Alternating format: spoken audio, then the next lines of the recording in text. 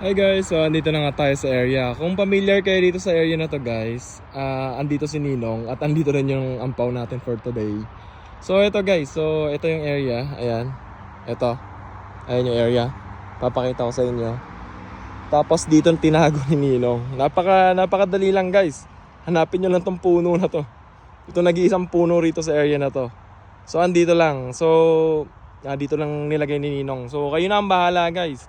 Kung malapit kayo dito, puntahan nyo na. Pero again, as I always say, pag malayo kayo guys, wag nyo nang puntahan. Kasi baka pagdating nyo, makuha na or maklaim na ng mas malapit.